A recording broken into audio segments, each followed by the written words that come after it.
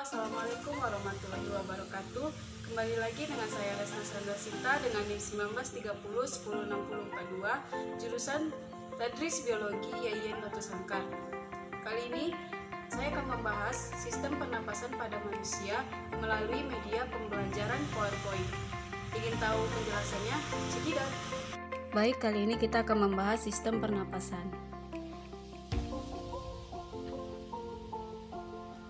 Pertama-tama kita harus mengetahui apa itu sistem pernapasan.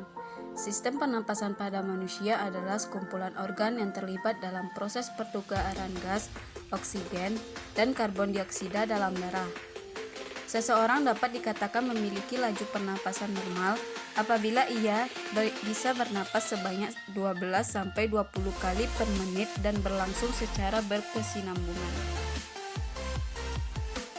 Adapun organ-organ sistem pernapasan pada manusia, yaitu hidung, laring, trakea, bronkus, bronkiolus, dan paru-paru. Di PPT terdapat gambar sistem pernapasan manusia. Mekanisme respirasi. Mekanisme respirasi meliputi proses inspirasi dan ekspirasi. Inspirasi yaitu pemasukan udara ke paru-paru, sedangkan ekspirasi yaitu pengeluaran udara dari paru-paru.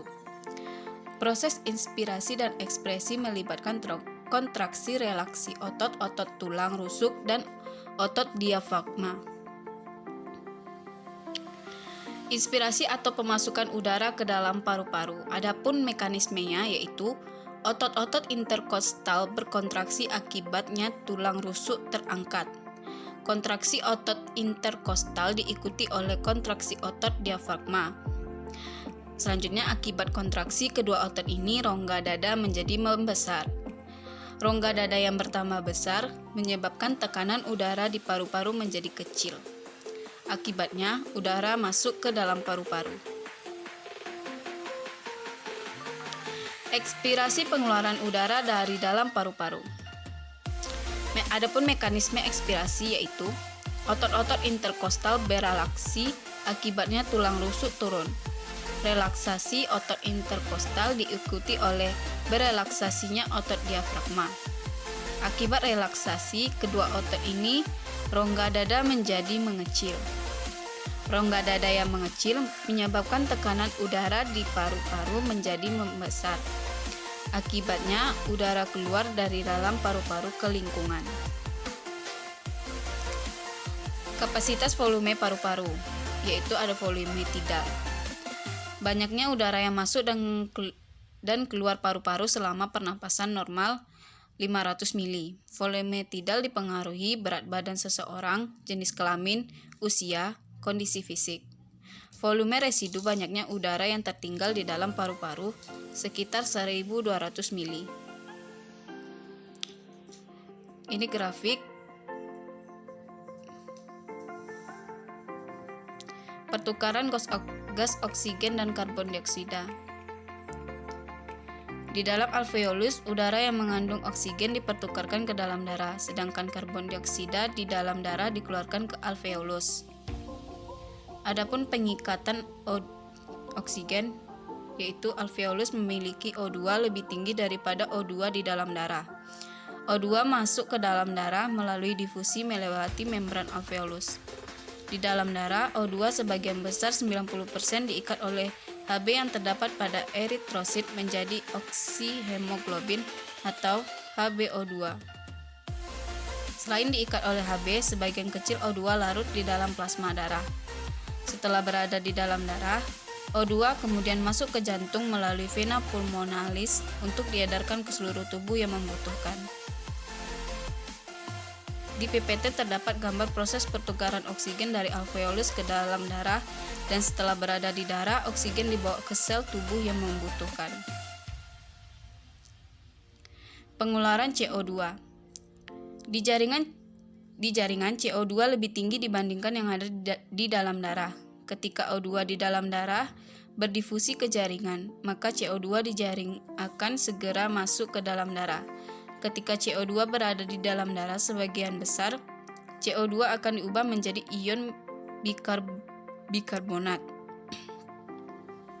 Sedangkan 10% CO2 lainnya larut dalam plasma darah.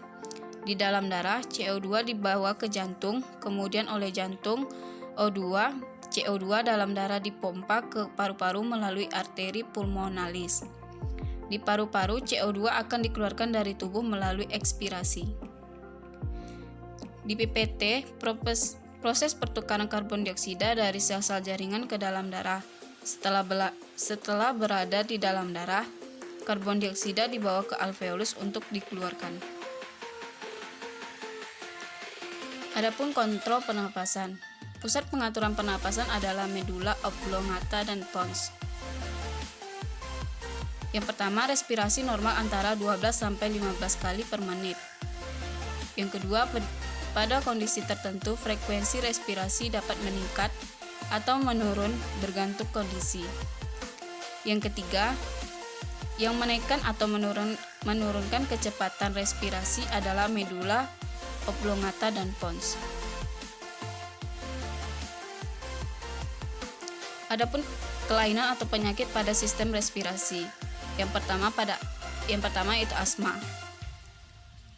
Pada asma, penyempitan bronkiolus yang dipicu oleh zat alergen.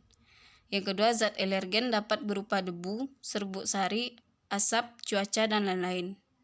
Selanjutnya, biasa penderita asma akan mengalami kesulitan bernafas serta disertai suara saat menarik nafas. Selanjutnya, kerusakan akibat rokok. Kerusakan pada paru-paru yang mengakibatkan kanker atau terbakarnya paru-paru.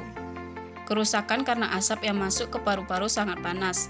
Selain itu, karena senyawa toksik lain yang terkandung di dalam rokok, ada 4.000 nyawa toksik pada rokok.